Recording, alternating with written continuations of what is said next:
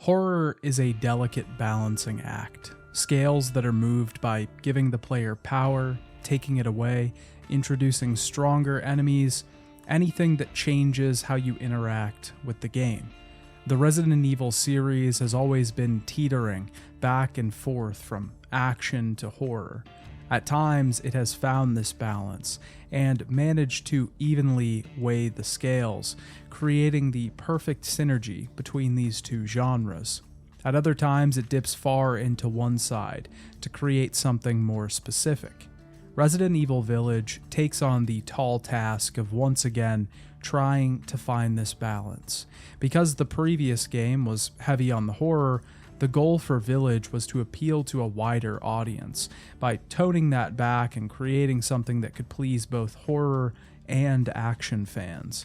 And in some ways, it does achieve this, but in other ways, it feels like this game chases stars and falls short.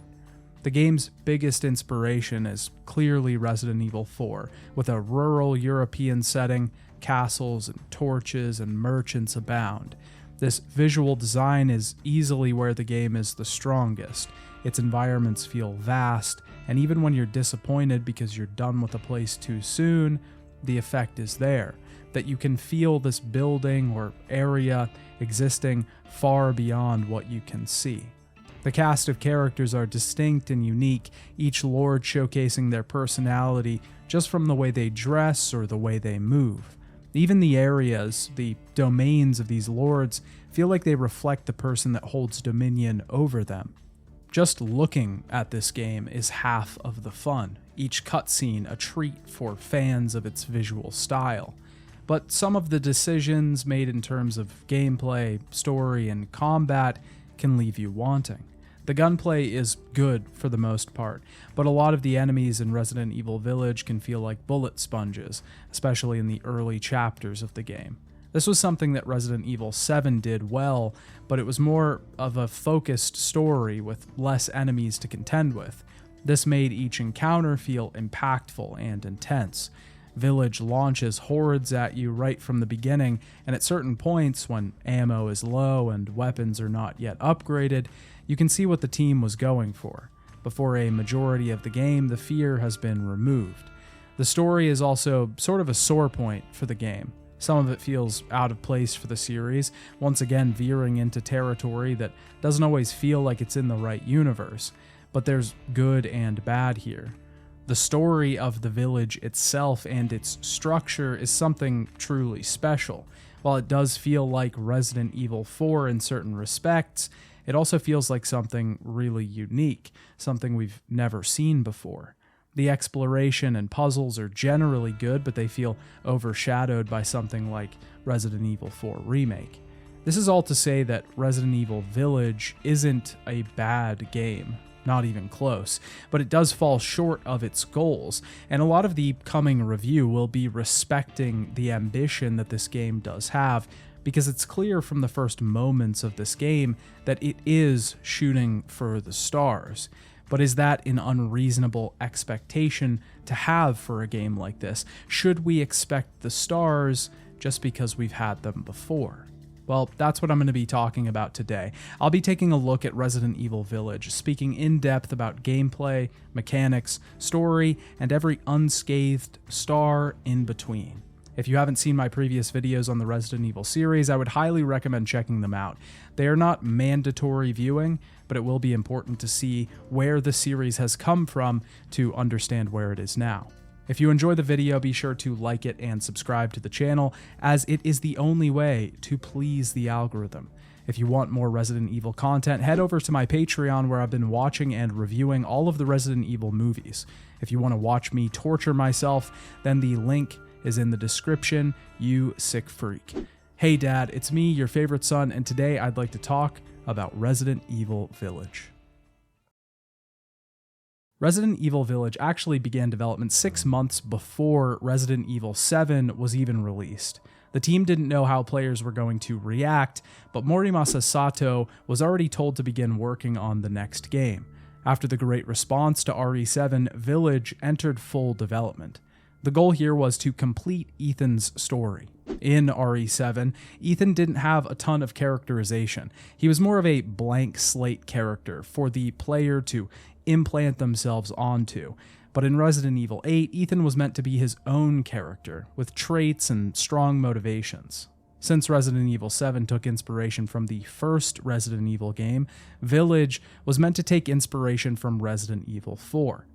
This meant that the game was setting itself in Europe, and this caused the developers to take a trip to the continent to do research for their environments. This trip was disrupted by a cold snap with temperatures reaching below 13 degrees Fahrenheit. This was actually a defining moment for the development of the game because it caused Sato, the director of Village, to change the way that the village looked. It colored the way that they saw the village from that point on and adjusted the way it was presented in the game. But while Resident Evil Village took inspiration from Resident Evil 4, the goal wasn't to remake the game, but to take the best parts of 7 and 4 and combine them. It's not a reboot of Resident Evil 4, but the offspring of both Resident Evil 7 and Resident Evil 4. As early as pre-release interviews, though, people were already asking the very obvious question: how were the team going to manage the balance between the horror that comes with Resident Evil 7 and the action that comes with Resident Evil 4? This was something the team was aware of, and they wanted to maintain this balance well. A lot of people were skeptical, though, and they were hoping that Resident Evil wasn't heading down the same path that it had before with Resident Evil 5 and 6. One large focus during development of the game was the character designs. All of the characters in the game were made incredibly distinct to stand out from others in the rest of the series. This was clearly reflected in Lady Dimitrescu, a character that went viral when the game was initially revealed. The game was also developed on the RE engine, the engine that the Capcom team still uses to this day. Resident Evil Village was released on May 7th, 2021, worldwide for the Sony PlayStation 4, 5, Xbox One, Series X and S, Microsoft Windows, and the Google Stadia. Before we talk in depth about the story of Resident Evil Village, let's talk about its gameplay. Village once again sees us playing as Ethan Winters, the main character from the last game in the series. We're on a quest to save Ethan's daughter, Rose. This means heading into a nearby European village and contending with all of the enemies that place holds. The game has a similar combat and control scheme to Resident Evil 7, though. In Village, we have a first-person camera and can wield a variety of different weapons to fight off enemies. But as always, ammunition is slightly restricted, so we can craft ammo to offset this. We can also craft healing items and an array of different explosives like mines and pipe bombs. This is once again done through the use of various items that we can pick up around the world, like chem fluid. This time around, though, we can use scrap and debris that we find to craft as well. The crafting system has been slightly upgraded, giving us more options than we had before. One of my main complaints, though, is that there isn't a ton of overlap between items. We can generally safely craft both ammunition and healing items, as a lot of the items needed for these two are separate. This means that we aren't making a choice here. In Resident Evil 7, the chem fluid was required to craft both ammo and healing items, meaning that each time you crafted, you made a choice between health and ammo. This was similar to the trades that the game forced you to make in the original games. That's mostly gone in Village, especially with the new fixation on action over horror. It feels more like Resident Evil 4 because there isn't as much of an emphasis placed on resource restriction. Speaking of resources, Village reintroduces a massive mechanic from the previous games, in that of the Merchant. This time around, instead of a small masked man in a trench coat, the Merchant is a large fat man in a carriage. Big upgrade in terms of prosperity. This merchant is called the Duke, and he will sell us new weapons, ammo, supplies, and even crafting recipes for specific ammo types. He can of course upgrade our weapons for a fee like the previous merchant could, and we can also sell him a variety of treasure that we receive throughout the game.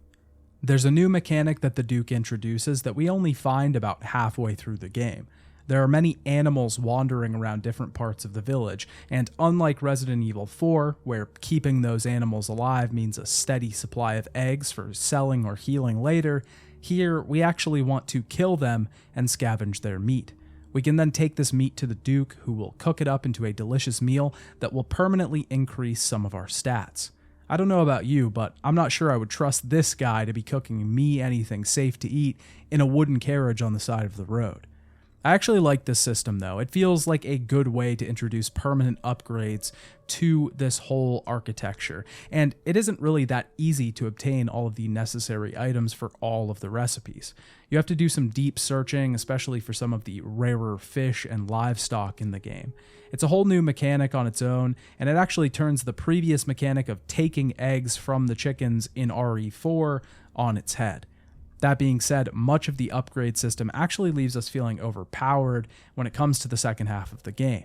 This is especially true if you put any sort of time into exploration during this game's runtime. Now, this was true of Resident Evil 4 as well. If you put time in and were decent at conserving your ammunition, then you could easily stockpile ammo throughout the game and be overpowered by the end of it. The difference is that this forces the game to lean more toward the action side of things in the balance discussion. This is true with Village because at certain points it really feels like it's going for more of an arcadey feel than Resident Evil 7 was. There are moments that are distinctly horror, and I have to say that some of the most frightening moments in the whole series were in this game specifically, but I'll be honest, for a lot of the game, it doesn't really feel like these tones mesh well together. It constantly feels like distinct segments that are either action or horror. We jump back and forth between these sections, and it ends up giving the player a sort of tonal whiplash. In a similar move to Resident Evil 4, Village returns to the attaché case system that we saw in that game. We can once again shift items around on a grid, trying to get more space in our inventory. Unlike Resident Evil 4 though, this system literally never felt like it was necessary. We have way too much space right out of the gate, and it's pretty easy to buy the upgrades every time we get access to them. There was literally only one time in my entire playthrough that I needed to shift stuff around to make space for new items. There's also a larger system and environmental change at play here in that of exploration. Like I said before, the merchant system has returned, which means treasure has also returned. This is the main motivation behind heading off the beaten path to look for optional rewards. If we get treasure, we can sell it to the merchant and possibly upgrade our weapons. I will critique this system though and say that it is not nearly as in-depth as the one in Resident Evil 4 or its remake.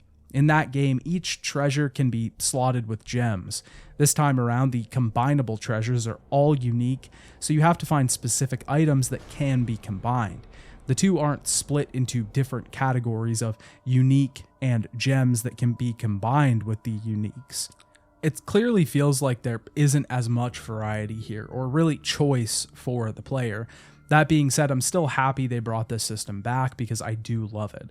It's honestly one of my favorite progression systems in a video game. Village focuses on the exploration though, and a lot of its design is dedicated to this exploration. Most of the environments in Village are far more open than they were in Resident Evil 7. In the previous entry, the goal was confined, small hallways that created atmosphere and tension. This was meant to push the feeling of being trapped, being chased, and having nowhere to run. But in Village, we have the room to run around. We have places to go. But this once again pushes things towards more of an action style than it does horror. This is especially true when looking at the outdoor areas, but it's also true even when looking at indoor environments. This naturally gives us a lot of room to move and a lot of room to dodge attacks or escape. Combat is designed around this, so enemies can now afford to be more aggressive with the player. Aside from the larger merchant system, some smaller, more intricate mechanics have been upgraded as well. We can block just like we did in RE7, but now we can push back off of a block, which gives us some space after getting grabbed, which will happen a lot in this game. We can also alternatively upgrade weapons in the form of attachments, rather than just upgrading them through the merchant. We can generally achieve these attachments by exploring the village. They can give us a steadier aim, better firepower, or less recoil. Village changes the broader systems of the game, while its core structure remains the same. But the devil's in the details. I think the gameplay, when isolated, is mostly alright. There are definitely some balance issues here and there, and enemies could use less health, but it works for the most part. Some of the most satisfying and the least satisfying parts of this game come from its story, though. Resident Evil Village begins with a fictional book called Village of Shadows. This storybook is animated and was a whole development in and of itself. The book is animated in a completely different style than the rest of the game. It almost looks like a children's Halloween movie, but like a super stylized one. A narrator delivers this story to us as the book flips through its different pages. A mother and daughter went looking for berries in the forest one day. After being unable to find any delicious fruits, the daughter went running off into the dark forest and met the many different lords that called this place their domain. Each of these lords gave her a gift. The Bat Lord quenched her thirst. The Weaver gave her a dress. The Fish King gave her a fin to fill her stomach, and an iron steed gave her a gear, or so she thought. The gear was not a gift, and the lords took this as the girl thieving from them. A witch then appeared to confront the girl, and we switch scenes to see that Mia is reading this book to her and Ethan's recently born daughter, Rose. Ethan is sort of freaked out by the book, but Mia tells him that it's a local tale she received from a bookstore nearby. Mia and Ethan, since the events of Biohazard, have sort of entered into a type of witness protection program. They're now living in a European town, secluded from the life that they once knew. Ethan is tasked with putting Rose to bed as Mia finishes their meal. We can find a few little things around the house that color the winter's time in between games. A small music box from their wedding, some shopping lists and pictures. Upstairs, we can find a note on a laptop that hints Mia and Ethan have been fighting. They've specifically been clashing heads when Ethan brings up the events at the Baker house. Mia seems to not want to talk about it much, probably trying to forget the past and move into the future. A note in this room also tells us that Rose was getting tested regularly for fungal pathogens to ensure that the mold wasn't infecting their family. Interestingly, we can find a book in this room about surviving field combat by Joseph Kendo, the co-owner of the gun shop Kendo store that we saw in Resident Evil 2. Ethan goes through a nearby scrapbook looking at pictures of Mia when she was pregnant and Rose early on. There's a newspaper in another room that shows the cover-up of the Baker House events. Officials stated in the public record that it was a gas leak, so only a few people know what truly happened. All of this paints a pretty clear picture of the life that Ethan and Mia have now, but as we head downstairs and speak with Mia, things start to seem a little off. Mia has made a local soup and gotten them some local wine. Ethan is very paranoid about the safety of his family, and Mia just wants him to relax. Suddenly, Mia is shot. Not just once, though. Shooters from outside the window unload bullets into her. The shooter is revealed to be Chris Redfield. The soldiers on his team take Rose out of the house and drag Ethan with them. We then see a flashback to Ethan receiving a phone call about Rose's test results, and he and Mia start fighting. Ethan then wakes up in the snow as the van he was in has crashed, and he picks up the ringing phone of the dead soldier next to him.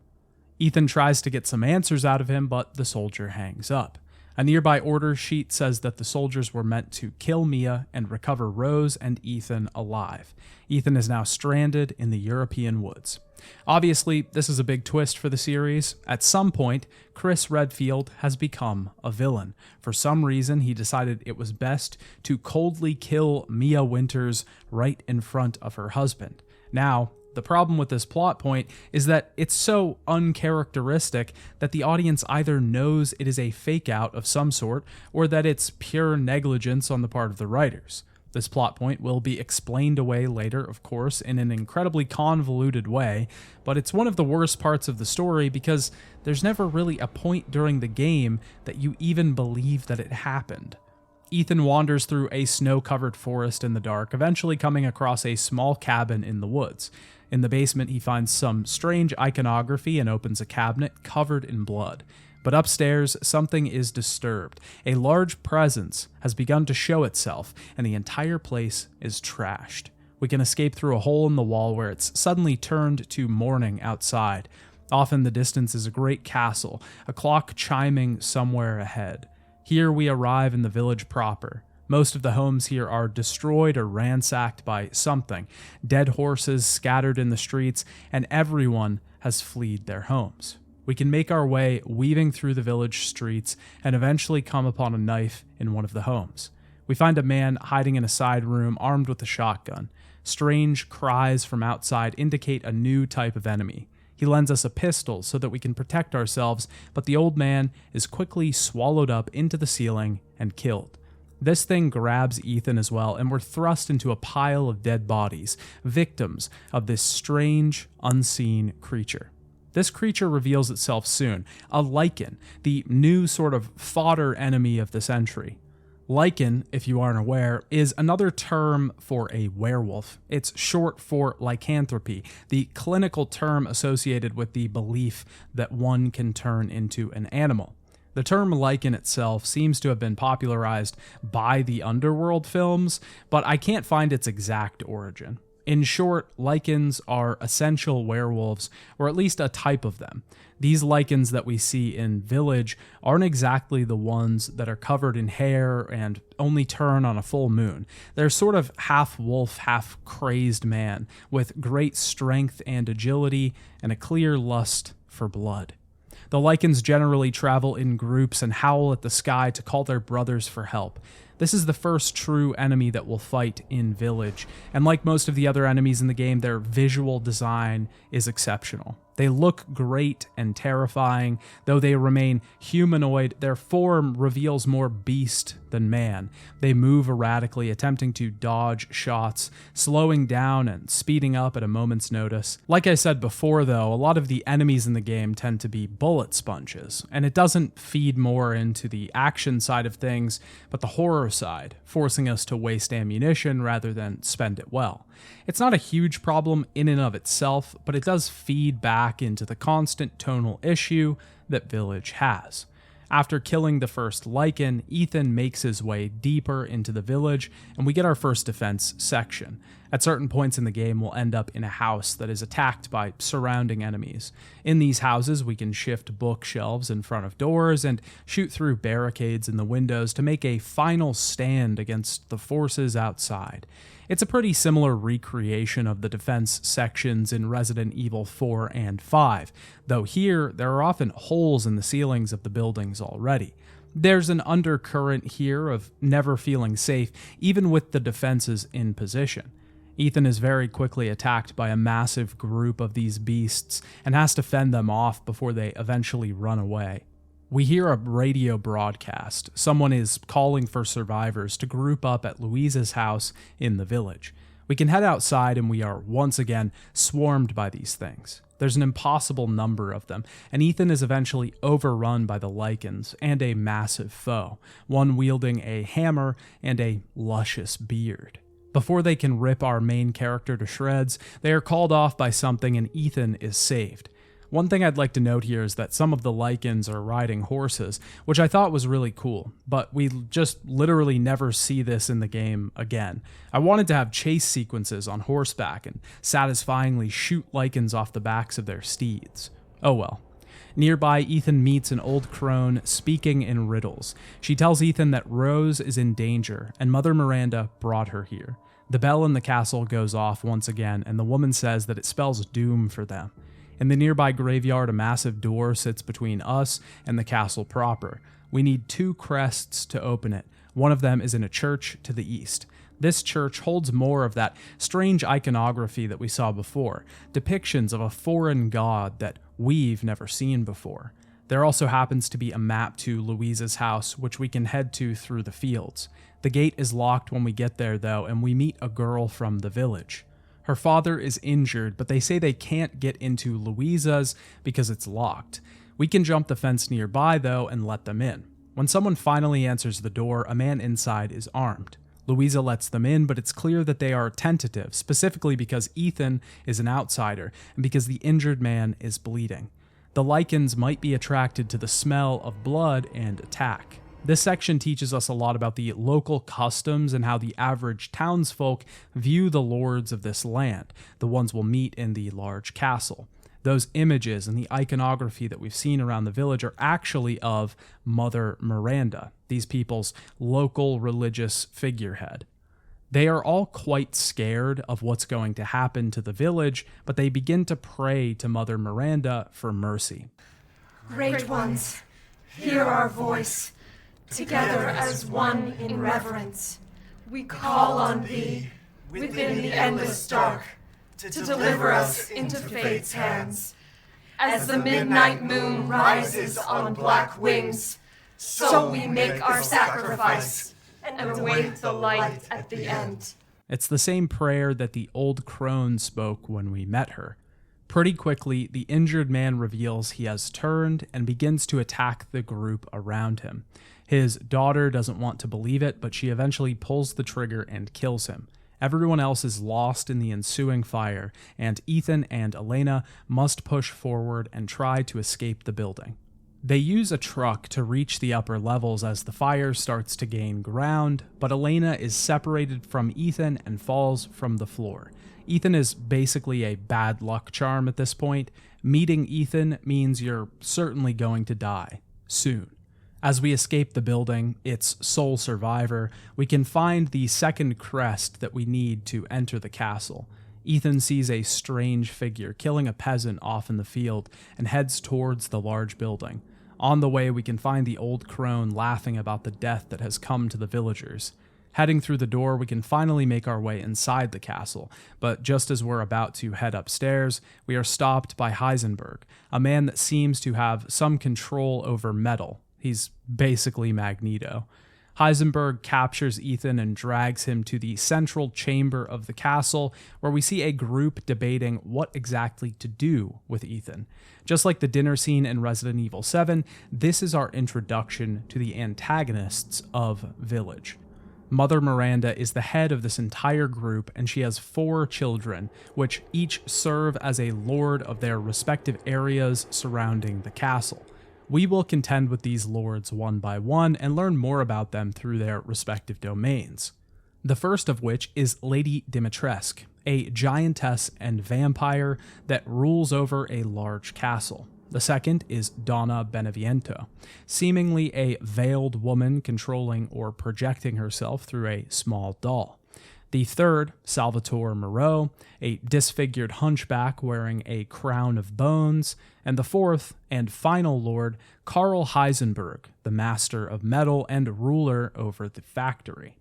We'll get into each of these lords more in depth later, but this whole family has an interesting dynamic as a group, each of them vying for Mother Miranda's favor and effectively competing to show her their prowess. Miranda eventually chooses to give Ethan to Heisenberg to do with as he pleases. Dimitrescu stands against this decision openly, determining that she could more effectively torture Ethan Winters.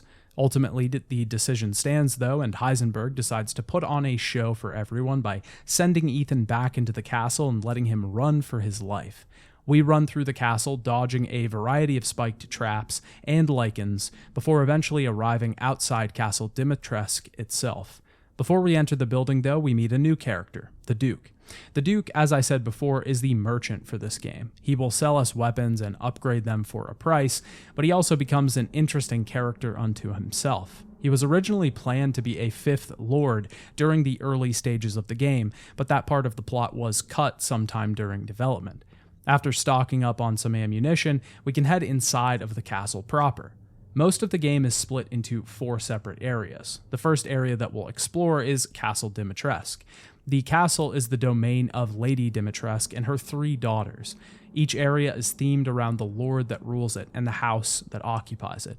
The theme of this section is very much classic Gothic vampire style. While Resident Evil 7 modeled itself after the slasher movies of the 70s and 80s, Village very much models each of its areas after a style of classic horror monsters. Castle Dimitrescu is a large building with weaving hallways, secret passageways, and a focus on the torture of men for the purpose of obtaining their blood. It has a regal atmosphere about it, similar to the castle in Resident Evil 4. Lady Dimitrescu is also sort of a stalker enemy in this game. Sometimes she will follow us around the castle and chase us down, unable to be killed outside of her scripted boss battle later. She isn't present for the whole game though, which was a large complaint with fans on release. If you've heard about Resident Evil Village at all, then you have seen the memes about Lady Dimitrescu, and I don't need to repeat them all here. Obviously, she was a hit with fans, and this was, like I said before, because of the distinct design that every lord had in the game. Dimitrescu is no exception to this, a 9'6" vampire woman doting a long white dress and a large black hat. She sticks out amongst the rest, and the game is constantly pushing just how unique she is. Even when she walks through doors, she has to duck to get out. The character was actually born when Tomonori Takano drew this prototype version of her crouching to get through a normal-sized door. Even though Dimitrescu is distinct, I think the other characters in the game are just as unique and bold in their designs. Dimitrescu was just paid special attention to because she got the Coomers out there all riled up.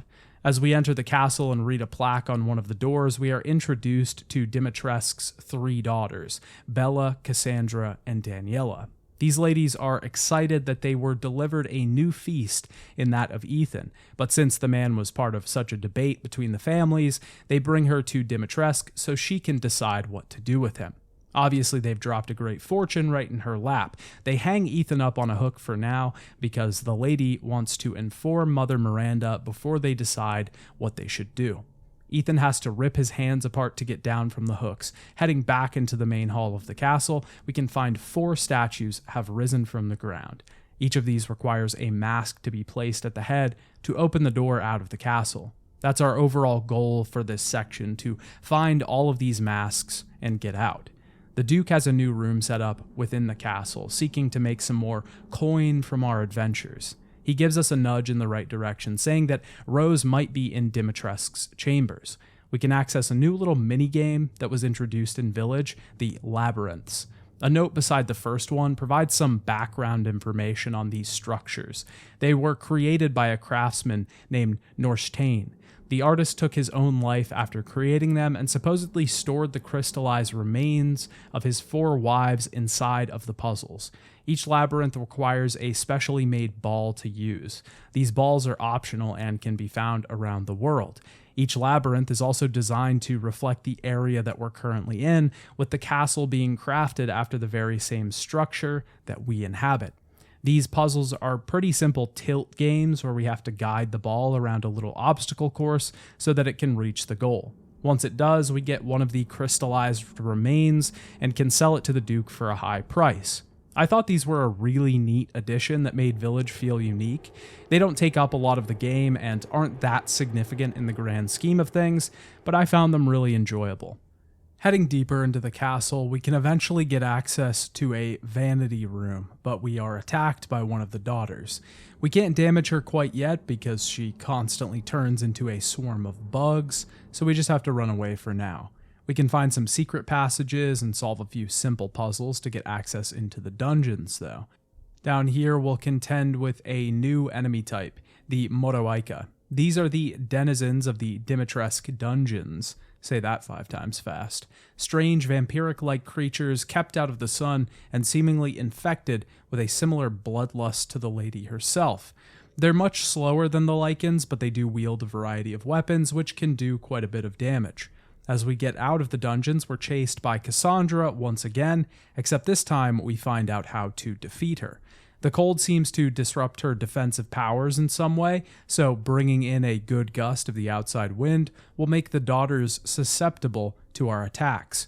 We can usually do this by breaking nearby windows or blowing up cracks in the wall. I really like these boss battles, even though there is 3 of them, and they're sort of the same thing repeated. It's still a really good way to weaken an enemy. Using this dynamic environment to defeat a boss feels really satisfying. With Cassandra dead, we can find a prized wine of Lady Dimitrescu's. We can use this wine to gain access to a back room with a key to the outside courtyard. This eventually leads us to another building and an underground passage which is flooded with either blood or wine, both equally gross options. This passage leads to a balcony just outside of Dimitrescu's private room, though. We can eavesdrop on her to see her taking a call from Mother Miranda. It's actually really funny to picture Mother Miranda using a phone. This holy angelic godhead figure using a phone is just infinitely goofy. Miranda tells her daughter to find Ethan and ensure that they make it to the ceremony they're having soon. But at this point, Dimitrescu doesn't care. She wants to get revenge on Ethan, especially now since he's killed one of her daughters. We can find a bassinet in this room, but Rose isn't here. And as we try to leave, Dimitrescu shows up, throwing Ethan through the floor into the dungeons. She offers Ethan a final warning, though. Rest while you can, because I will hunt you, and I will break you! As we're escaping the dungeons, we meet with Dimitrescu pretty quickly. She severs Ethan's hand, and we have to run around trying to find another way out of this place. Ethan luckily puts the thing back on, but the lady's massive claws are a fearsome weapon that needs to be avoided at all costs. We can take an elevator back up to the courtyard and access a new building off to the side. In here, we can find notes from Dimitrescu talking about her experiments to create daughters. She was eventually successful in creating the 3 that she has, but they're dropping like flies with Ethan around. We gain a new key in this building by playing the piano correctly, and at this point, we will be able to get 2 masks by killing another one of the daughters back in the main building. Dimitrescu will start to chase us around the facility at this point, swiping her giant claws in the hopes of taking off Ethan's head. One thing that I have to praise Village for is the fact that it takes a lot of what RE7 did right and just does it again.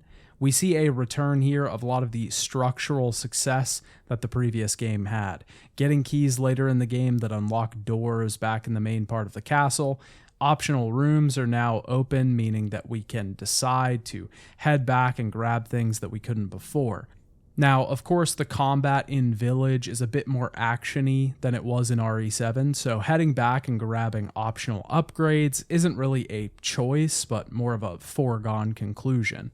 That is, until Dimitrescu is introduced as a stalker. Now that she's around, we almost don't want to go back there because we can't defeat her. We know that she is a fixed presence. She certainly doesn't stand up to the likes of Mr. X or Nemesis as the greatest stalkers in the series, mostly because she just isn't present for the whole game, but she is really good while she is around. With our new key in hand, we can head back into some old areas and finally take out the last of the 3 daughters. Solving a small bell puzzle opens up a painting and gives us access to the attic. Here we find the sniper rifle and can head out onto the balcony to face another new enemy, the Samka. These are basically the same as the Moroaika in design, but they are gifted with the ability to fly. While they generally are pretty weak, they are a huge pain to take out because of their erratic movements. It's generally best to wait for them to get close before even trying to shoot them so we don't waste a ton of ammo. Here we can head across the castle rooftops and eventually take a zip line down to a locked area to retrieve the 4th and final mask. Since we have all we need for the puzzle, we can open the strange door that we saw when we first entered this place. This allows us to head to a chapel off to the side, where we find a dagger inside of a coffin. Dimitrescu attacks after realizing that we've taken out all of her daughters, and Ethan stabs her with it. This causes her to fully change into her mutated form, a giant crystallized dragon that takes itself and Ethan to the skies. We have to fight this thing on a massive tower, mostly aiming for its weak spot, which is Dimitrescu's body sticking out of the back of the dragon-like creature. This is actually a pretty great fight, especially considering that Dimitrescu destroys almost the entire tower during the course of our battle. It's intense, it feels dynamic, and the whole thing looks really good. We're eventually forced to the top of the tower, where Dimitrescu drags us down to the bottom with her. The fall luckily kills the vampiric woman, and she crumbles to dust before our very eyes. This finishes the castle section of the game, which was honestly quite a shock to me. A lot of the reception from the fans echoed this as well, because Dimitrescu was such a popular character before the game released. A lot of the marketing material focused on her. You would be led to believe just by watching the trailers for the game that she was the main antagonist, but she's actually killed in the first couple hours or so. I don't really think this was the fault of Capcom or the team. I think they did exactly what anyone would have expected them to do, which is lean into the viral marketing that they were basically being handed at the time. Also, the developers tried to make it pretty clear in many interviews that it wasn't just Dimitrescu that you would be facing against in the game, and that there were many more characters to fight, but I don't think most people really read that deep. Overall, I think the castle section is really well designed. It's the first time that the game starts to actually open up a little bit, with the first hour or so being incredibly linear.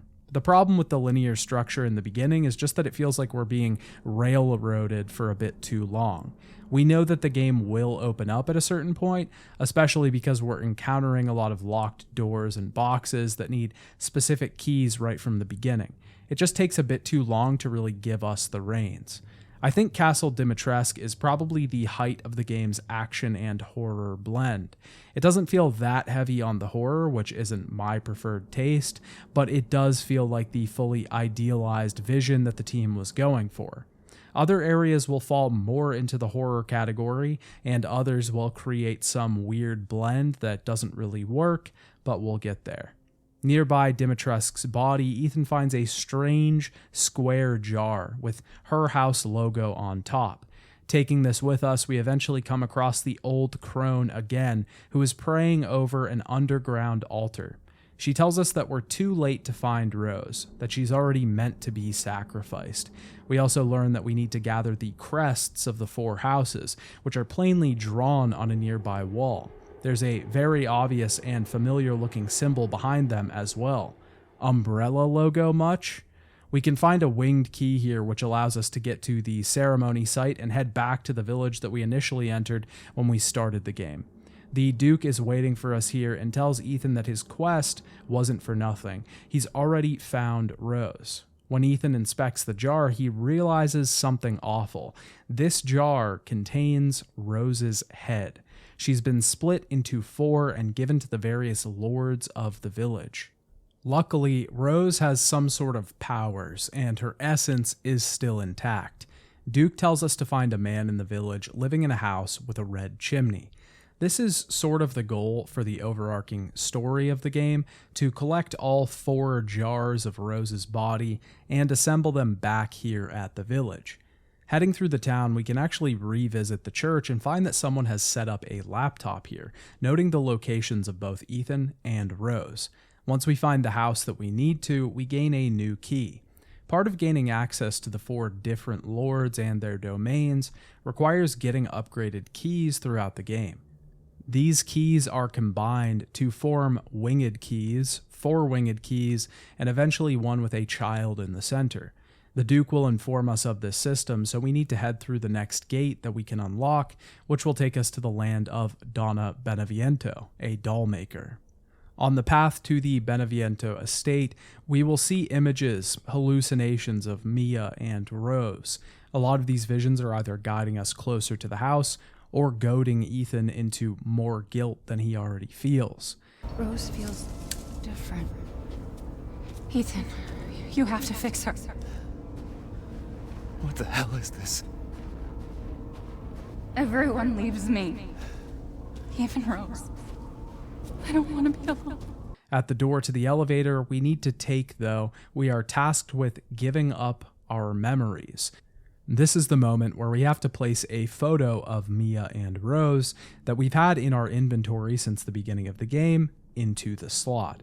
I love little moments like this because, especially when you start with an item in your inventory, you never really expect to have to use it. You always just assume that it's going to be a flavor item meant to give more context to the story. It's just one of those trends that seems more in line with older game structure than modern ones, so it's always nice to see. We take an elevator and reach House Beneviento, where we don't find much of interest on the top floor. We reach the basement, and in a room near the back, we find the doll that we saw at the meeting before. She's holding another jar of rose, but as we grab it, the lights go out and the doll begins to speak with us.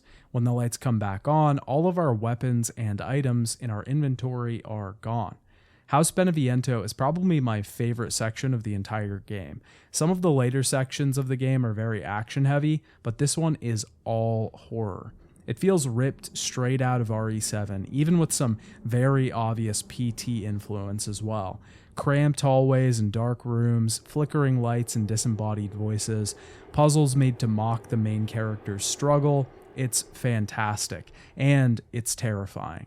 It feels molded after a sort of general ghost horror, maybe movies about haunted dolls specifically, but more of a classic spirit haunting style than anything else.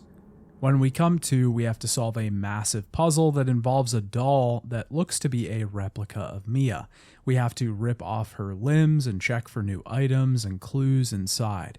Whether this is meant to mock the general death of Ethan's wife, or if it was meant to recreate the autopsy of her, we don't know, but the purpose is there. We can find a key in her arm, some sigils that will let us into another door, a wedding band that holds a key to get into the outside hallway. Eventually, the radio starts playing conversations that Mia had that Ethan wasn't even present for. Oh God, no. I can't do anything. Anything but this.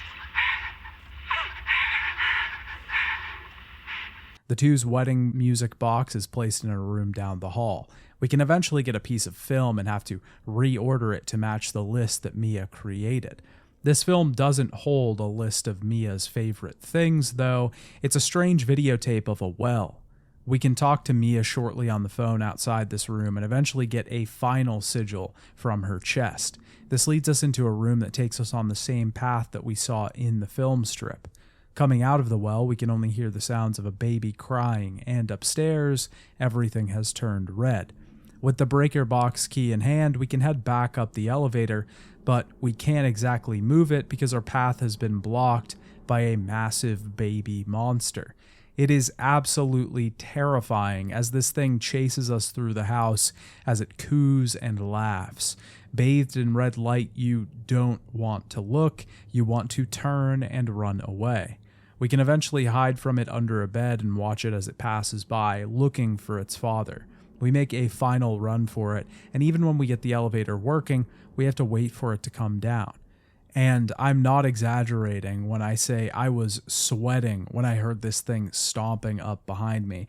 It is a genuinely terrifying segment in this video game, and it's strange because it just feels so out of place. Don't get me wrong, I'm not complaining that this segment is here. I'm kind of complaining that this game never tries to reach these heights again, at least when it comes to horror. After we get back upstairs, the house has deteriorated and is full of dolls. We are attacked by Donna and her unique doll, and we have a boss fight with her, which really just requires playing a game of hide and seek. We need to find the doll in 3 separate places across the house before stabbing it in the head to finish it off. We see Donna's real body behind the doll, and she crumbles to dust. We get a new key and the next jar that we need to reassemble Rose. Another downer to this section is just that it's so damn short. It's really only maybe an hour out of the entire game, and I really wish they would have dedicated more time to this idea rather than some of the later sections in the game. We can now head back to the Duke, and since we got a new key, we'll have access to the next area. Every time we come back to the Duke, though, including this one, we've usually gained some sort of new key, new item, or the landscape has changed, allowing us to access more areas around the village than we did before. This generally means heading back into the village to try and find items, upgrades, and even optional bosses that we can fight for some particularly expensive treasure. I do mostly enjoy the exploration that this game provides, but I did find it to be a bit railroady. There were certain things like the photos of rare beasts that left a bit up to the player's discretion. We had to figure out where these beasts are to kill and capture them, not necessarily just follow a waypoint on a map. Most of the expensive treasures and extra objectives are listed on the map as soon as the world opens up, and we know pretty quickly whether we need something later to get them or whether we can access them now. A lot of it also isn't as naturally intuitive as Resident Evil 4's system was. That game was just very simple to pick up and understand. Grab the gems and slot them into treasure with different combinations to get extra rewards. I'm not saying that Resident Evil 8's objectives are harder, just maybe more obfuscated and reliant on map markers rather than good design. With our new key, we can now head into the area of the village that we went to previously. There is a massive werewolf roaming the area though, so we have to be aware of its presence and sneak around it. Into the next area, we'll find massive piles of slime goo blocking our way. This path will lead us into Moreau's Reservoir, the next major section of the game. This one, if themed after a classic monster, would probably take a very vague inspiration from something like the creature from the Black Lagoon.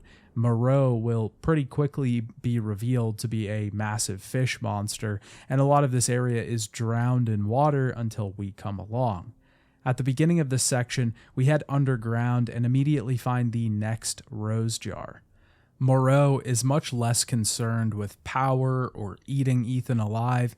He genuinely just wants the admiration of Mother Miranda. He wants to do better than his siblings so that he'll be the perfect child. Wait, what are you doing with Mother's special child? She's not hers. Oh, you have something to say? What do you mean, Mother's special child? Mother wants her baby back. Don't screw with me! Wait, please. If you take it, then the others will laugh at me. We gain the jar pretty quickly, but this section isn't about getting the thing, it's about escaping the area. Moreau begins to surround us with his slime goo, and we have to take a boat out of there. We arrive at a small shack with some research equipment, but a soldier attacks Ethan. Chris is here and Ethan chastises him for killing Mia. Chris and Ethan don't quite get their confrontation yet though, as Moreau's full fish form attacks us and we're spit back onto a dock nearby. Moreau's grotesque bulb-covered form is revealed. He says that Miranda is already preparing the ceremony and vomits all over the place before transforming again. It's clear that Chris is involved in this whole thing somehow and is being painted as the villain, but he at least doesn't want Ethan killed because he saved him just moments ago. We aren't quite sure what his motivations are for killing Mia just yet, but they won't stay secret for too long. We get to find a nearby reservoir building that has the controls for the dam. Moreau said the exit was underwater, so we have to drain this place to get out. The only way we can do that is by returning power to the dam. This means we'll have to activate the nearby windmills by navigating this watery maze that's been shoddily formed out of the remnants of the village that once stood here. Moreau is swimming around the area the entire time, so we have to run across platforms without getting swallowed up by the big monster. The section is mostly fine, but its biggest crime was just that it was so forgettable. The whole thing, just like the Beneviento house, is really short, but it also doesn't really do a lot to make itself stand out outside from its visual design. It looks nice, but that's really something that the whole game has going for it, and it doesn't help this section stand above any of the others. Also, this whole segment is completely the opposite of what we just experienced, which goes back to the whole tonal whiplash thing we talked about earlier. House Beneviento was very much a full-fledged horror experience. The section was made to push you away, and overcoming fear was the challenge, rather than really dealing with mechanics or combat. This section is full-fledged action, running away from a fish monster as it chases you. The castle at least felt like some sort of marriage of the two genres, trying to both scare you and provide good combat encounters. Jumping back and forth feels like we're playing different sections from two disconnected games. Once we get the crank from the second windmill, we can activate it and zip line back to the first, starting it up as well. This allows us to power up the dam and drain all the water from the reservoir. We can now travel down into the drained area where we have our boss fight with Moreau. Much like Dimitrescu, Moreau has a small white form of his body sticking out of the giant monster he's become. We need to target that to do some real damage to him, but it's stuck inside of his mouth. We can wait for certain moments, usually after he attacks, to see him expose it. We can also forcefully expose it by hitting the explosive barrels around the arena. Moreau will stand on one of the buildings at certain points in the battle and launch a barrage of acid rain down upon us, at which point we'll have to take cover in one of the shelters around the area. Once we finish off Moreau, his slime goo disappears, meaning that we can leave and head back to the Duke once more. That's 3 down with only 1 Lord left to go. On our way out, we can find some notes in Moreau's room. He was worried about being abandoned because Mother Miranda was trying to get her real child back. Heisenberg then contacts us through the TV and offers us his help. He wants us to retrieve his flask from a stronghold before we can meet with him. This sends us up into the lair of the Lycans. They've made their home in a massive structure on the mountain, a crumbling ruin that we have to infiltrate. This is basically a big action sequence where we head inside, kill a bunch of Lycans, and then have a boss battle with the Urius that we met at the beginning of the game. We end up finding the final rose jar here, which felt so haphazard to me. The structure of this game felt pretty clear and plain from the beginning. Take out each of the lords and obtain their flasks. But this stronghold area is just so short and really has no consequence on the rest of the game, but somehow it gives us the last flask that we need. Once obtaining this, Ethan sees a vision of Rose being looked over by the council.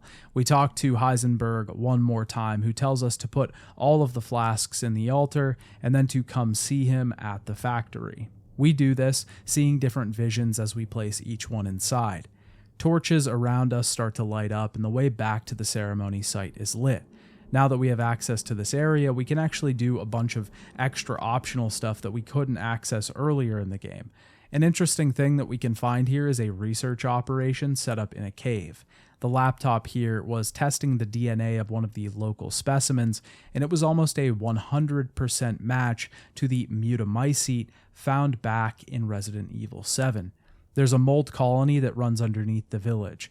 The note even briefly mentions the connections, the people that were responsible for the events in that game. We can find an antique coin here and even an item box that looks just like the ones we used in Resident Evil 7.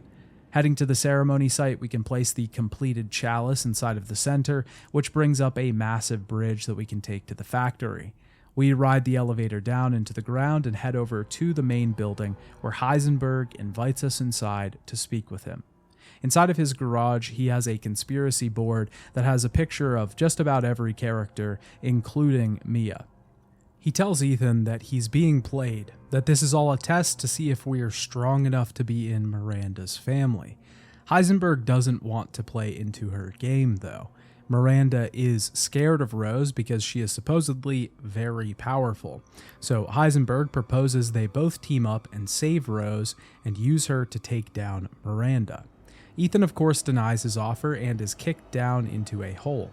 I really liked Heisenberg's character in this game. I liked how disconnected from the outside world he is, enough to actually offer to use Rose as a weapon against Miranda to her own father.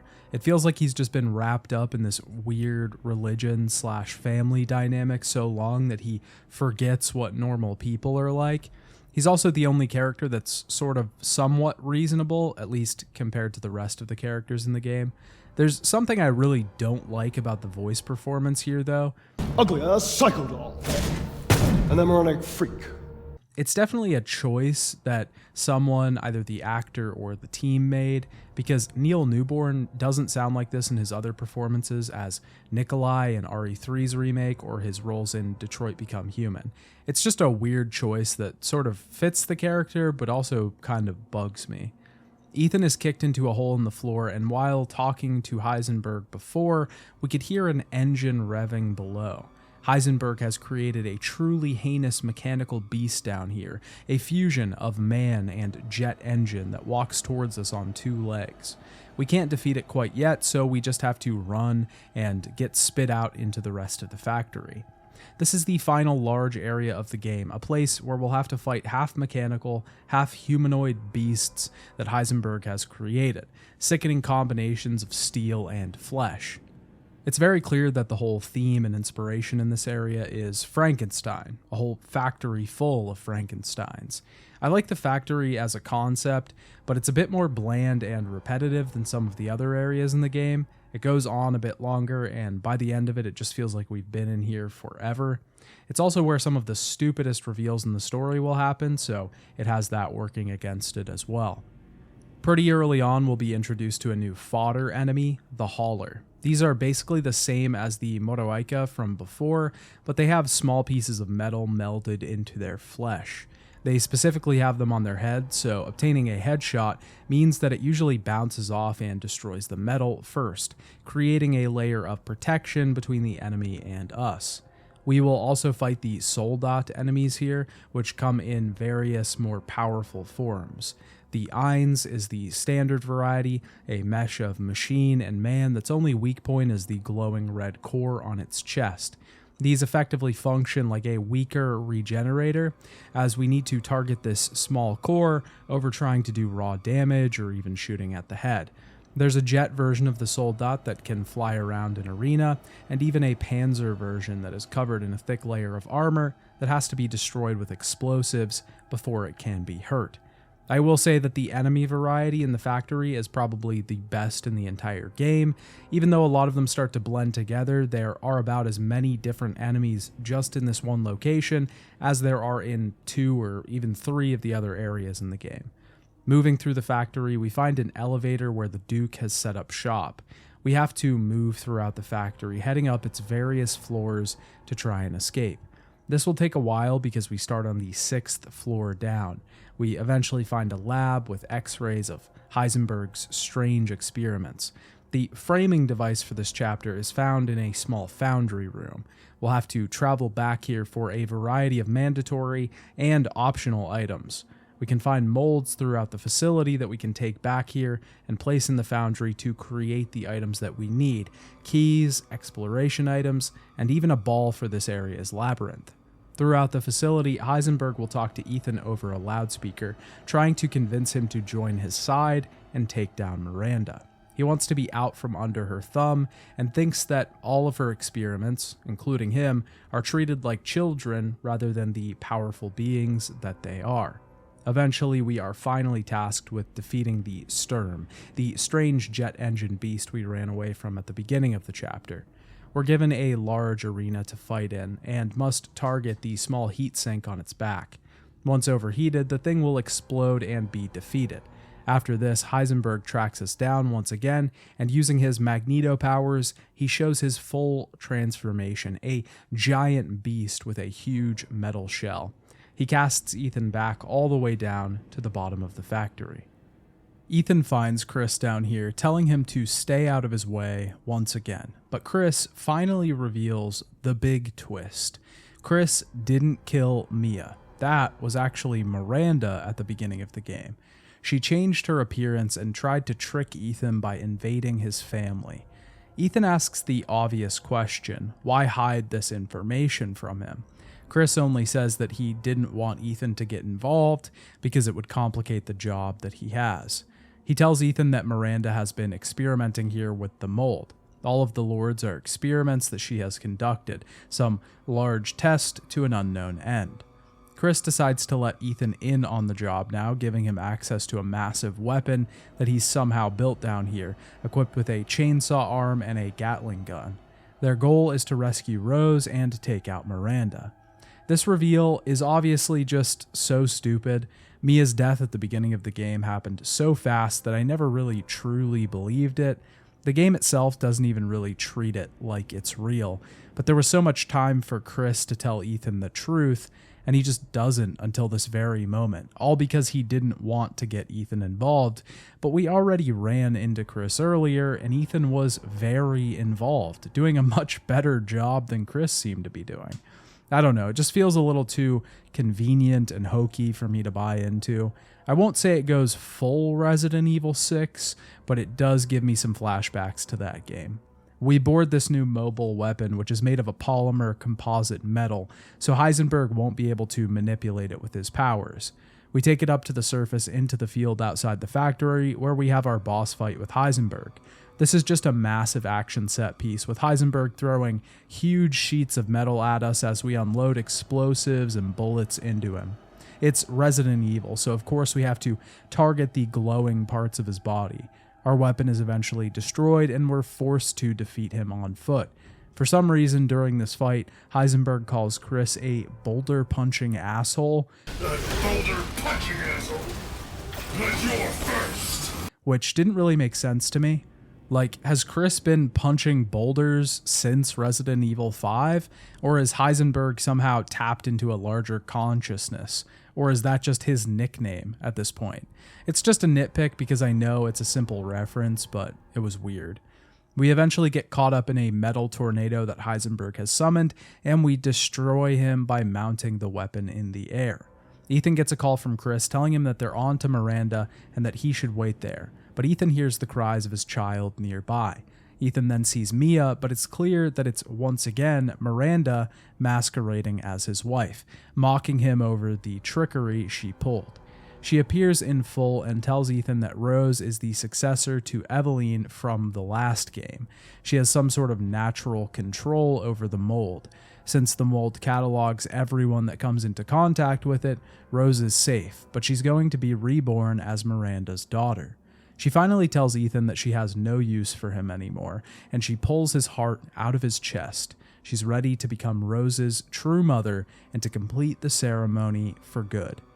We then see outside of Ethan's body, lying on the ground, no first-person view. Ethan Winters is dead. We then jump over to Chris, who is being informed of Ethan's death by his soldiers. He recaps the events of the game so far. He plans to get revenge for Ethan by completing their original mission, to kill Miranda. Chris thinks about how long they've been trying to end the mold. I do like the change in Chris's character, even though some of the things that he does in this game are way too far out of character for him. But the one thing I really do appreciate is the general, more subtle tone to his character, that Chris is a tired, older veteran who is just trying to do the right thing. But all these years on the job have made him weary. There's almost a quiet sadness to him, a pain behind his eyes, a weight on his shoulders. It's an interesting choice for his characterization, and I appreciate the team attempting to breathe new life into the OGs like this. We end up playing Chris here for the finale section of the game. He's working with the Hound Wolf squad, but they haven't fought together in a while. It's kind of hard to tell who Chris is exactly working for, though, because it doesn't seem to be the BSAA based on the way he refers to them in the game. So BSAA got here already? They didn't waste any time? I guess it could be Blue Umbrella, but it isn't really made clear. Regardless, our job here is to infiltrate the village and finally take down Mother Miranda. There's a massive growth in the town, and the BSAA is getting obliterated. During this section, we basically have unlimited ammo, taking this segment of the game all the way into the action side of the action horror genre spectrum. This, of course, once again comes back to the tonal whiplash discussion. Jumping back and forth so constantly between action and horror just leaves this game feeling all over the place. This finale segment especially, switching to a different character in that of Chris, isn't exactly what we expected to be doing or really wanted to do in the finale. I think it worked in Resident Evil 7 because it was the key to uncovering the narrative. Plus, Mia was already so wrapped up in the story right from the beginning. Chris has sort of just been in the background for most of the game outside of that first scene, and now suddenly we're playing him to swoop in and save the day. We move back through the village now with essentially unlimited ammo because there are huge caches of it everywhere. As we move through the streets, we see the Mutamycete begin to take over the entire place. After mowing down hordes of the Lycans, we have to use a marker to aim our team's ranged explosives at the mold. This allows us to get inside the caves, where we can also use this laser on a larger Urias Strasser. Once it's killed, we can find the Megamycete underground, basically the heart of the Mutamycete that Miranda was working with here. Chris places a large set of explosives inside of this. Right after this, one of Chris's team members straight up tells him that it was stupid not to tell Ethan about Mia's fake death, and Chris is just like, yeah, you're probably right. I know it's too late now, but we really should have told Ethan the plan. There wasn't time. We didn't expect Miranda to act so soon. Even so, you should have told him. Yeah. We can get access to Miranda's lab here. She has a file on each of the lords from the game. Miranda was noting how much of a match each person was to the Kadu she was experimenting with, and how good of a vessel they would be for Eva. This is where the whole story sort of unravels in front of us. Miranda had a child a long time ago that passed away, and she was experimenting with the mold and the Megamycete and the Kadu to try and create a vessel that could see her child reborn. Dimitrescu accepted the Kadu very well, but she was not a suitable vessel for Eva because she could suddenly mutate since she regenerated so quickly. Donna Beneviento had some affinity for the Kadu, but her mental state meant she wasn't fit for Eva. Moreau had a very low affinity for the Kadu, and he had far too many defects to be a good vessel. Heisenberg had the highest affinity for the Kadu, but he was still unfit to be a vessel for Eva. We find all sorts of images of Miranda when she was a researcher, even with her child, and then the dumbest note that tries to tie this whole thing back into the Resident Evil story. According to this memo, Oswell E. Spencer had not only met Miranda long ago, visiting her village to see her research into Rebirth, but she was the reason he even started researching viruses in the first place. She inspired him so much that he sought to change the entire world. This specific letter that he sent her is just after he found the progenitor virus in Africa, and he's writing to tell her the good news. I really hate when the series does stuff like this because it isn't even really necessary. We can also assume that this village was where Spencer found the inspiration for the Umbrella logo. The only time I think this was ever really well done was in Resident Evil 5 when they showed the origin of the virus, because at least back then there was still space that needed to be filled in, and the gaps had so much room that you could have really done anything with it. Over the years, things have started to become more defined, and so retconning something like this feels very sloppy. In the back room of this lab, we find Mia, the real Mia. Miranda was experimenting on her, but Chris gives her the bad news, that Ethan is dead. Mia doesn't grieve because she knows this is impossible. We then jump back to Ethan, who's in some sort of vision dream world inside of the Megamycete. He begins speaking to Eveline, or at least some vision/memory of her consciousness. This is the biggest reveal of the entire game, that Ethan is still technically sort of alive because he was actually dead the entire time.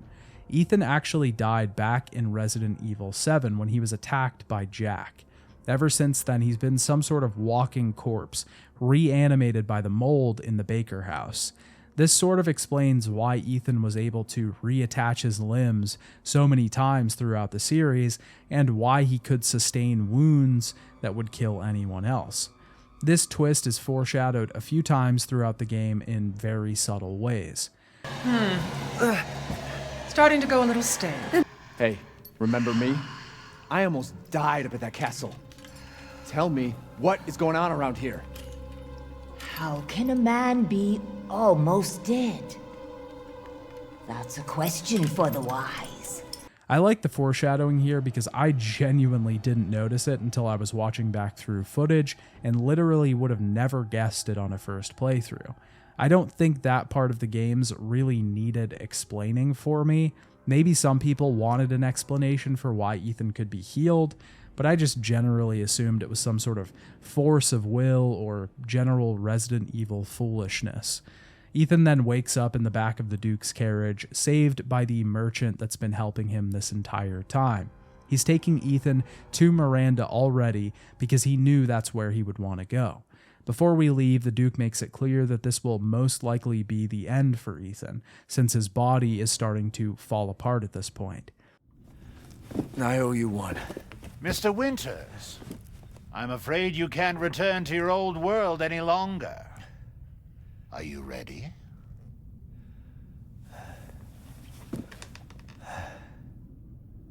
Yeah, I have to be.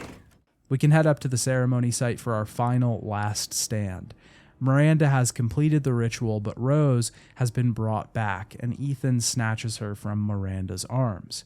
She takes the child once more and transforms, and we have a final boss fight with her. This fight is absolutely insane, as the deformed, gangly Miranda jumps around like a spider, summons fireballs from the sky, and flies around at us. It's moments like this that I have to ask, is this even Resident Evil anymore? And you know what? I don't know the answer. Miranda is actually quite the long and difficult battle. Once again, I do enjoy the visuals of this, and aesthetically it looks very inspired, but I'm not sure that it feels right for this game. After Miranda dies, Rose is safe. Ethan is barely hanging on at this point, and Chris rushes in to save the two of them. Chris brings Ethan across the bridge. They have to get out of there before he sets off the bombs, and they need to go off soon because the mold is spreading. Ethan can't continue on though. It's clear that his body is failing him. We get an emotional goodbye here as Ethan trusts the safety of his daughter to Chris, and he walks back into the mold to set off the explosives.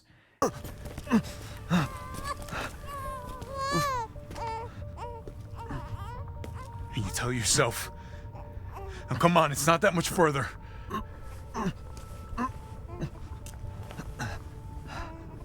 Watch over her.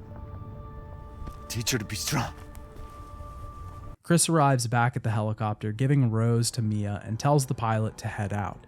Mia is, of course, still expecting Ethan to arrive, and Chris has to give her the bad news. Then there's a really weird open-ended thing here. One of the Wolfhound unit captured a BSAA soldier that died on the ground. Apparently the BSAA were using bioweapons masquerading as soldiers. Chris is obviously upset at this, but this is just never brought up again in the DLC or anything. Apparently in the original concept for the game, Chris was going to fight both Lycans and BSAA soldiers in the finale chapter, but they cut the BSAA from the ending. I'm not sure if they were intending to continue this idea in Resident Evil 9, but I guess we'll have to wait and see.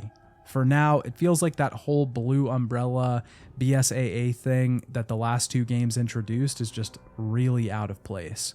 The game ends as the credits repeat the sequence that we saw from the beginning, the Village of Shadows book. Having beaten the game, it's now obvious this story was foreshadowing what was to come and the lords that we would have to face in the game.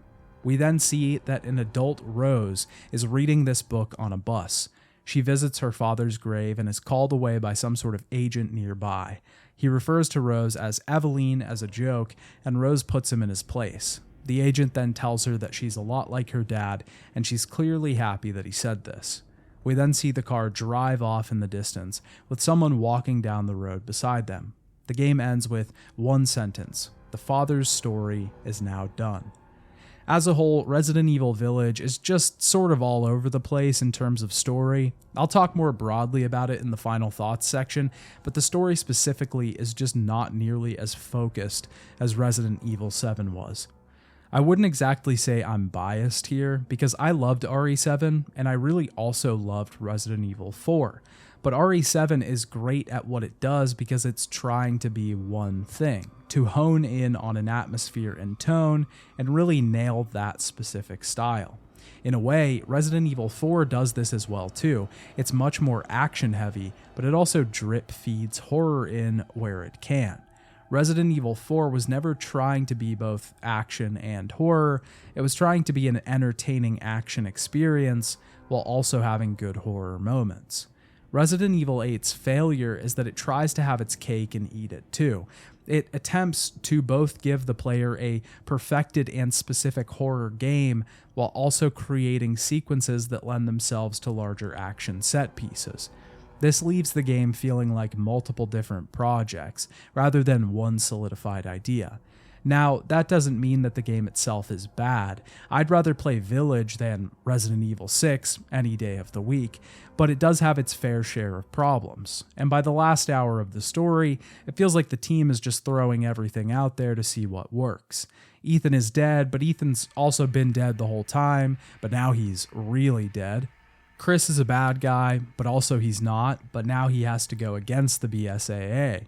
Mia is dead, but also she's not. Rose is alive, but now she's grown up and she's training with some sort of organization. It's just a lot of random stuff that doesn't really feel necessary to the story.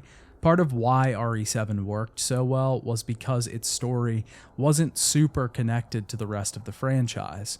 It felt like we were an outsider, and when Chris appeared at the end of the game, it solidified that feeling even more. Resident Evil 8 now feels like we're clued into the series once again, and we're involved, rather than just being some person trying to save their family. Before I talk about my thoughts on the overall game, we have to talk about the DLC first. Capcom released the Winter's expansion, which included 3 main pieces of content. The first of which was a third-person mode that let you experience Resident Evil Village outside of Ethan's eyes and from over his shoulder. The second was an update to the Mercenaries mode for the game, which added a few characters into this extra mode. I'll talk about the third piece of content here in a moment, but first I'd like to talk about how this version of Mercenaries plays. In previous Mercenaries iterations, the goal was essentially to fight for as long as you could. By moving around an arena and killing enemies, you would gain time added to your counter. Keeping a longer combo meant a higher score, and collecting time extensions meant more time to add to that score. This version of Mercenaries has changed that formula a bit. Instead of competing until our time runs out, we instead need to speed run through levels to try and get the highest score. It's also best to do this with the highest combo possible, meaning that this Mercenaries mode is essentially more about getting to know the spawn points of enemies in their fixed locations than actually dealing with waves of enemies in a big arena. I definitely don't mind the change as much as some others did, but I do prefer the previous Mercenaries design to this one. With the new structure, there is effectively a ceiling on how much you can play this mode, because once you get the quickest time, with the optimal path and all the enemies killed in one combo, you're basically done. There is some variety here though in the characters that the Winter's expansion adds.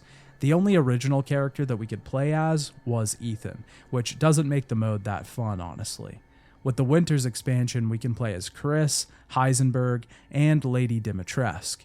Chris mostly plays like he does in the main game, but the other 2 characters have entirely unique movesets and playstyles. Heisenberg does not use guns. He wields a giant hammer as his main weapon.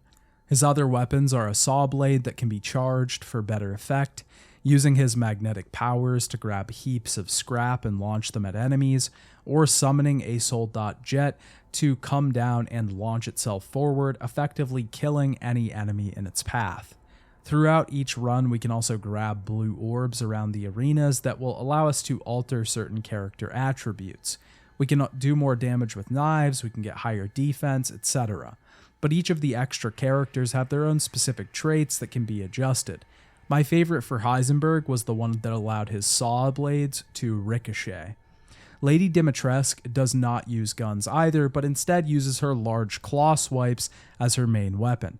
She has an interesting lust mechanic that fills every time she attacks in combat, and once it's all the way full, we can summon one of her daughters to automatically attack enemies around the battlefield. She also can throw a massive vanity at her foes to do a ton of damage. Both of these characters are just a great, fun time, and they honestly should have been there from the beginning. I think the Mercenaries mode in general is decent. It certainly doesn't stack up to the Resident Evil 4 remake or the Resident Evil 5 modes, but it's good for what it is. The final piece of DLC released for Resident Evil 8 was a story expansion called Shadows of Rose. In this expansion, we play Rose, fighting off new enemies in some previously visited areas of the main game. The DLC begins in the park as Rose is meeting someone named Kay. Kay's real name is Charlie, and he's one of the members of the Hound Wolf unit. Rose tells Charlie that she doesn't want any part of the operations that Chris is running, but Charlie says he's just here to check in with her to see how she's doing in school. Rose sort of opens up about the fact that she gets bullied at school and doesn't really have any friends. Charlie says he has a way to get rid of Rose's powers, which she obviously wants because it's the sole reason that she faces ridicule at all. Charlie takes her to a lab and tells her that he found some notes from Miranda's lab that talks about a purifying crystal that could remove her powers.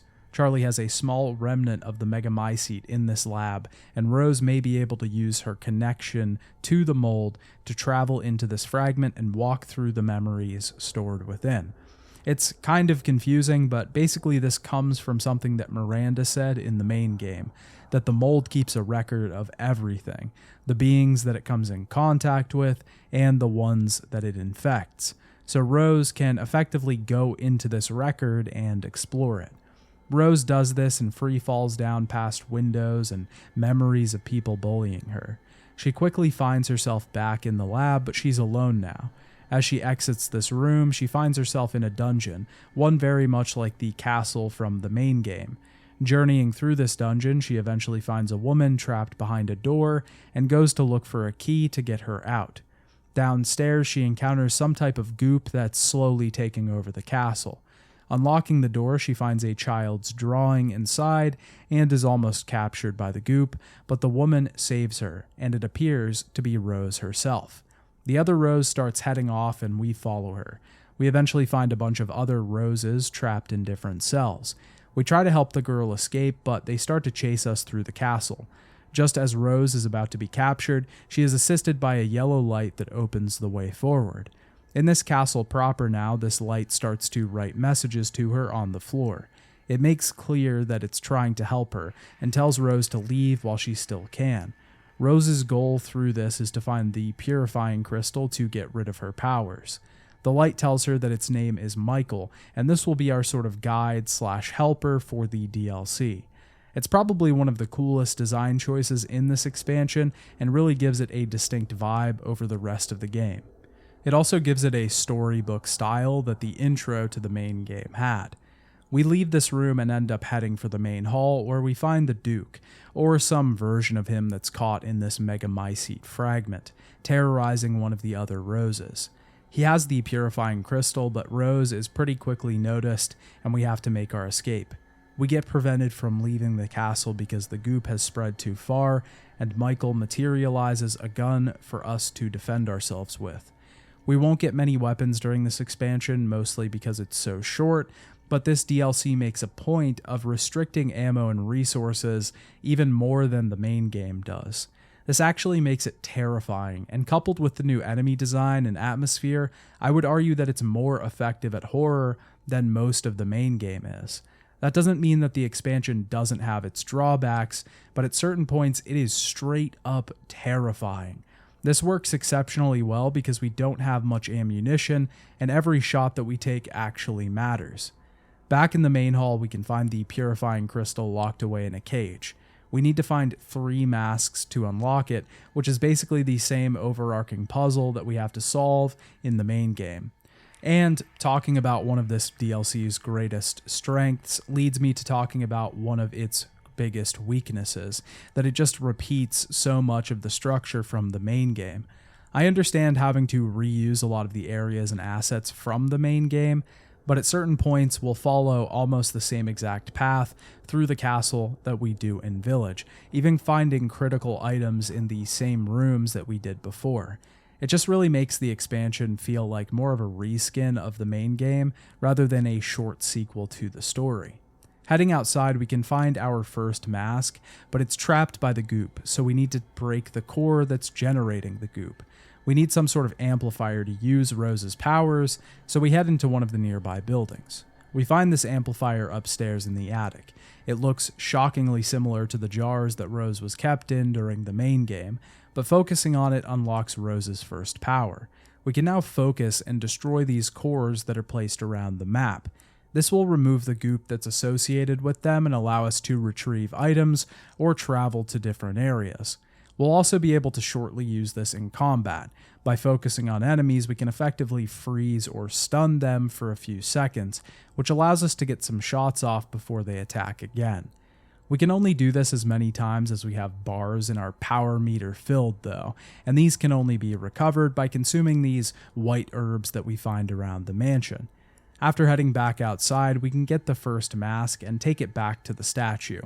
One thing that I liked about the Michael character's inclusion in this game is the fact that we can optionally stop in this dining room where he will materialize ammo and healing items for us. We can decide to even speak with him a little more and get a small conversation between him and Rose. After we place the first mask, we head to the other parts of the mansion to get our powers upgraded, and also to find keys that will let us gain some extra items and access different doors that we couldn't before. We can eventually get the next mask by heading toward Lady Dimitrescu's room and solving a similar puzzle to the one we solved in the main game. This allows us to access the basement, where we are assaulted by a ton of these mystery monsters, and an even larger one appears that we definitely can't fight yet. Throughout this entire journey, we can also see a ton of other Rose bodies and find notes marking their journey through this hell. It seems they were all trying to seek the purifying crystal, walking this path over and over again to no avail. After placing the second mask, we can get an upgraded key and unlock the shotgun, finally upgrading our offensive a little bit. This allows us to journey into a building off to the side of the courtyard, which sees us solving a puzzle where we drop furniture into the goop to make a platform so that we can walk across and grab the final mask. As soon as we grab it though, a large monster appears behind Rose and captures her. She wakes up in a cell and the Duke lords over her through a TV, inviting her to play a sort of game to get out. The Duke summons pods all over the room, but only one of them is the one we need to destroy, and we only have a few minutes before we're swallowed up by the goop. Luckily, Michael helps us out here by directing us toward the correct pod, except that he's really bad at it because I did not understand his directions at all. This allows us to escape the dungeons and place the final mask, giving Rose her prize, the purifying crystal. But the Duke reveals that this was all a ruse. The crystal was a replica. He then summons more goop and she is sucked into it, waking up back in the dungeons once again. The Duke lords over this arena as he summons the large monster that we've been running from this whole time. He has a large orange pod on his chest that we need to target, but he's quick. We eventually open up different parts of this arena and are even gifted with a power upgrade that adds another pod to our power bar. When we finally defeat him, the Duke covers the place in goop and we have to run, jumping off the side of the castle into the dark. This puts Rose back into a diving water hellscape, and she emerges on the other side in the snowy village outskirts. Michael tells her that she's in a deeper stratum or layer of this thing. Michael tries to convince her to leave this whole thing, but Rose wants a normal life and is determined to see her powers gone. We head down the path in front of us, and on the way we see a small stuffed animal with a sign that says they know where the purifying crystal is. These monkey stuffed animals will be a recurring item throughout this section of the game. It's pretty clear at this point that we're heading to the Beneviento house, because this section, just like the previous one, is basically a repeat of Ethan's time in this area. Rose heads through the house and finds notes that are just actual journal entries of hers. She finds all sorts of things that could only come from her own memories. We find the purifying crystal, but it is pretty quickly snatched away. Of course, we have to solve a puzzle with a bear on the table, cutting it open to access another room. This whole thing culminates in a puzzle where we have to assemble dolls in various ways to recreate Rose being bullied at school, and eventually construct a scene where she is being burned alive. This part is mostly fine, but it also feels like this whole DLC just really wants to hammer home the fact that Rose was bullied. I understand it's a central part of her motivation, but it feels like it's very overused in this DLC, and we could have had a break from it at certain points. Rose eventually heads back to the elevator after hearing a voice on the phone tell her that her mother will be upset if she finds out that she's helping Rose. This leads to Probably the best section in this entire DLC.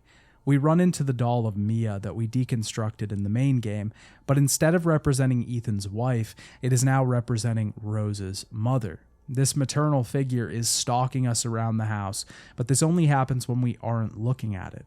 Of course, we have to not look at it to move around the house and unlock doors and such. This part is so well done. It's just absolutely terrifying. The animations on the character are creepy and stilted. The glowing eyes stand out well in the dark. I loved it. It caught me really off guard because at a certain point, you have to retrace your steps through the house and another doll appears behind you as you're walking backwards, and you can't even see it. Also, trying to manage looking at more than one of these things while moving is just intense. Rose eventually makes her way through and gets back to the elevator, but another labyrinth has been constructed for her. Rose is now tiny, doll-sized, heading through the Beneviento house. This is basically a big stealth section where we have to avoid the doll's gaze and try to access different pods to gain a way forward. This section wasn't as scary for me, but it was at least a unique usage of the previous assets. You almost don't even realize that you're in the same areas because you're looking at them from a new angle, the floor. Making it all the way through the house, we are eventually chased by the mother doll again and end up in the bedroom. Escaping the house, we are bullied by dolls that make fun of her about being like Ethan. She talks to Michael about the fact that she didn't even know her dad. Michael then has something to show her. Rose reappears back in the winter home, in the same area that we started Resident Evil Village in. Rose vaguely remembers this home, and we can interact with a lot of the things that we interacted with as Ethan. As we interact with these objects, we can hear Ethan's voice narrating these things. As she moves through the house, she's learning more and more about the father that she never got to know. She finds a letter upstairs that her father wrote to her, and it's a very emotional moment. Happy half-birthday, Rose. My gift to you is a promise. I'll always be there for you, no matter what. But just as this happens, Eveline appears and sucks Rose back into the Beneviento house. If you're wondering why Eveline is back at this point, it's basically because her consciousness was still in the mold, inside of the Megamycete. Even though she is gone from the rest of the world, her consciousness, or at least some part of it, is still running around in this last remnant of the mold. Eveline says that the crystal is not here, and echoes what a lot of Rose's bullies have been saying to her this whole time. No one loves you. And when you're dead, no one will care! We have to escape this house and Eveline, but we're eventually helped out as Michael uses his weird light powers to restrict her. We have a boss fight with Eveline upstairs. It's sort of a throwback to how we dealt with her in RE7. She floats and sends energy blasts towards us, but we have to use barricades around the room to avoid them. We can weaken her with our powers, and eventually it seems like Eveline has given up, but she attacks once more, and Michael comes to save us. And I will never let you have what you want! Rose, look out!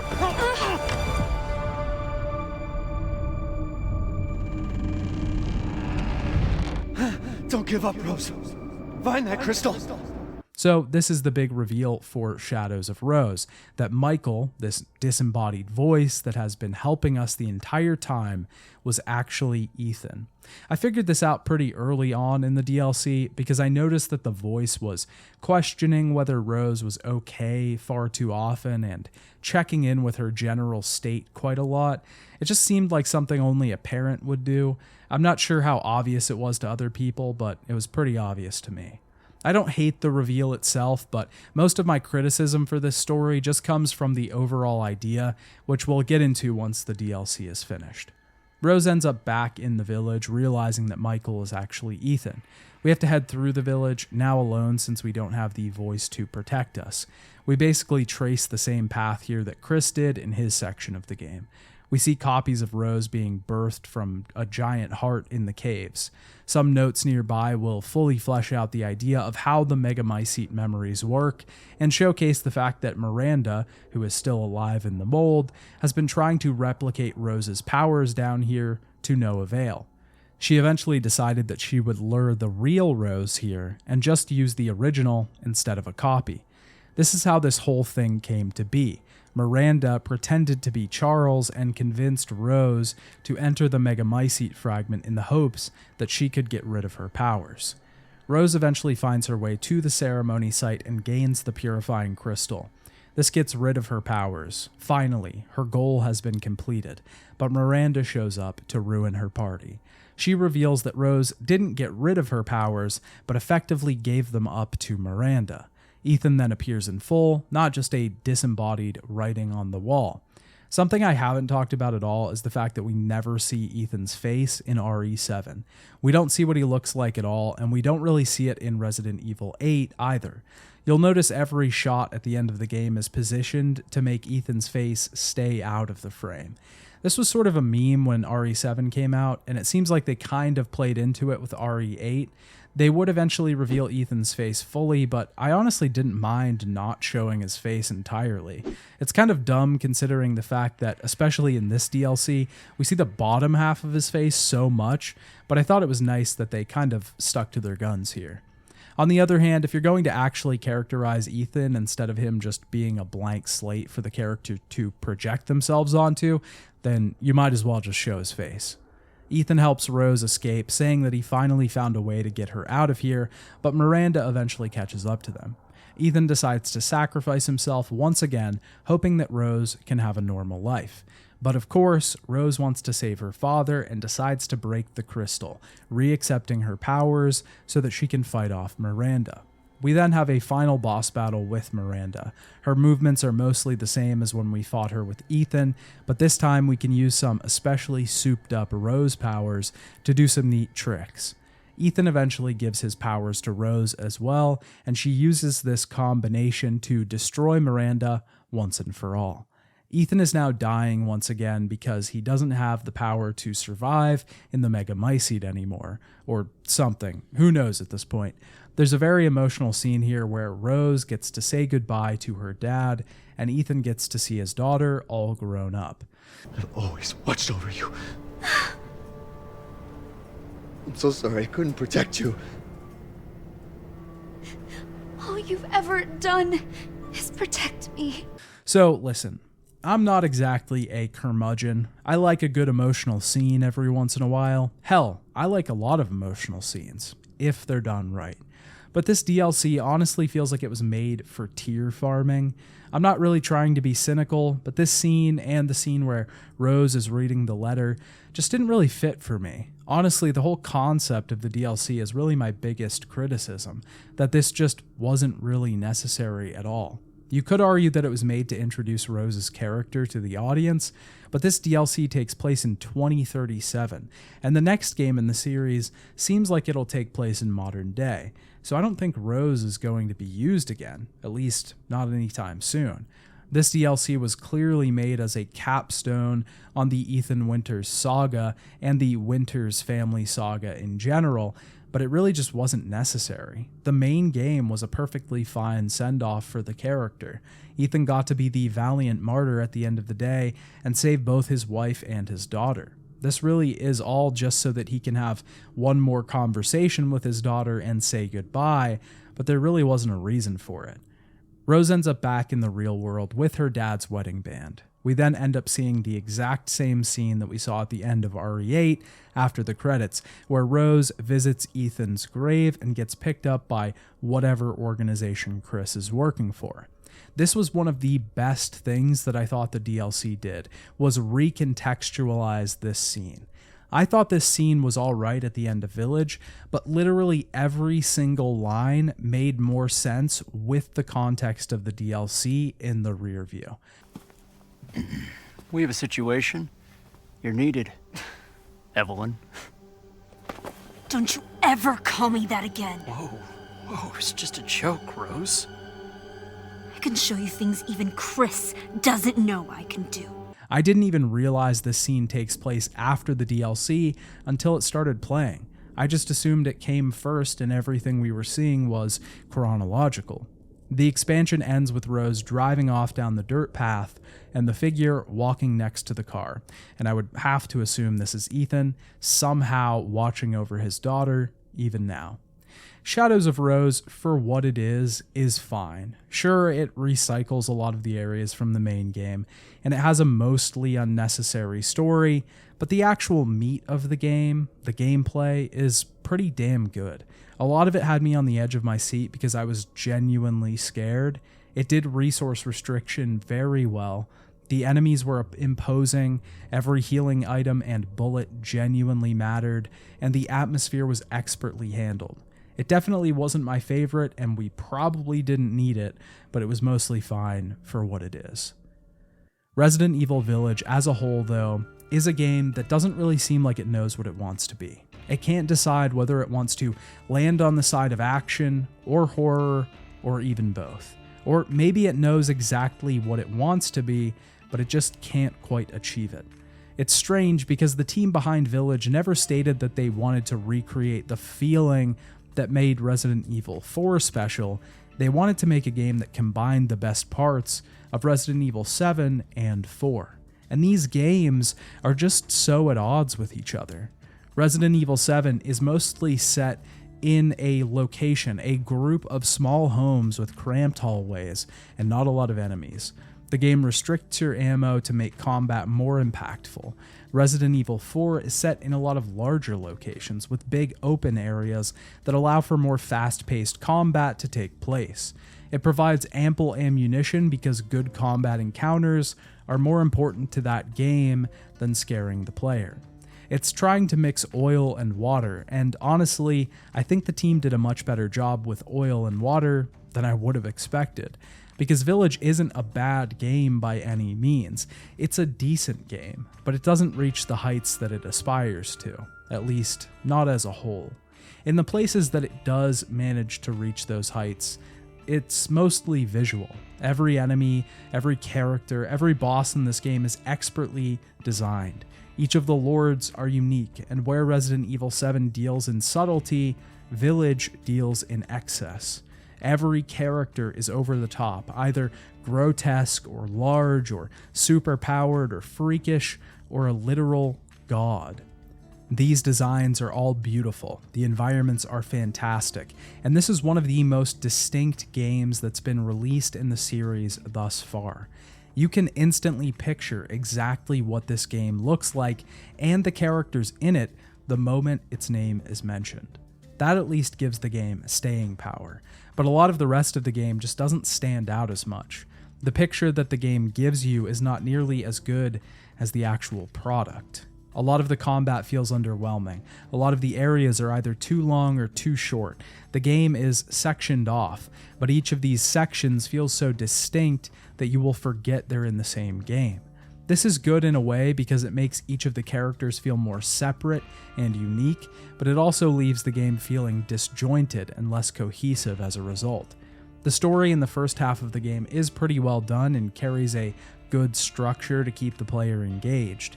With clear goals for the main character and motivations for the villains, you realize the bounds and stakes of this almost foreign world. But by the end, you feel like you've been transported to an alien planet where those rules no longer apply and anything is possible. We're fighting a flying godlike mold monster in an igloo of goop. It feels like the finale to an anime rather than Resident Evil. There are some touching moments, and there are some scary ones, but a lot of these feel kind of dwarfed by the moments that don't hit quite as hard, or that feel too over the top. Resident Evil Village released to pretty great reviews from critics. Most praised the new tone of the story and the atmosphere that the game created. It currently has an 84 out of 100 on Metacritic for the PS5 version of the game. Fans were similarly impressed by the new game, and the sales reflected that. Village sold over 3 million units in its first 4 days on the market. By April 2025, the game had sold over 11 million units. It's clear that this new generation of Resident Evil games was a success for Capcom. Currently, the next entry in the series is set to be released early next year, and seems to be once again going in a new direction. This is effectively breaking the cycle that I've laid out in these videos. It seems like Capcom wanted to switch things up again before heading down a road that they've already been before. Or they just wanted to switch things up because the Winter story was a finished and closed chapter. Who's to say? We won't know the answers to those questions for some time. Wherever Capcom decides to take the series next, I'll be there to check it out. Until next time, bye Dad. Thanks for watching this video. If you enjoyed it, be sure to throw me a like and subscribe to the channel. The algorithm monsters are chasing me, and this is the only way to fend them off. You can also check out my Patreon, which is linked in the description. I've been watching the Resident Evil movies with some friends and reviewing them exclusively over there, so go check those videos out.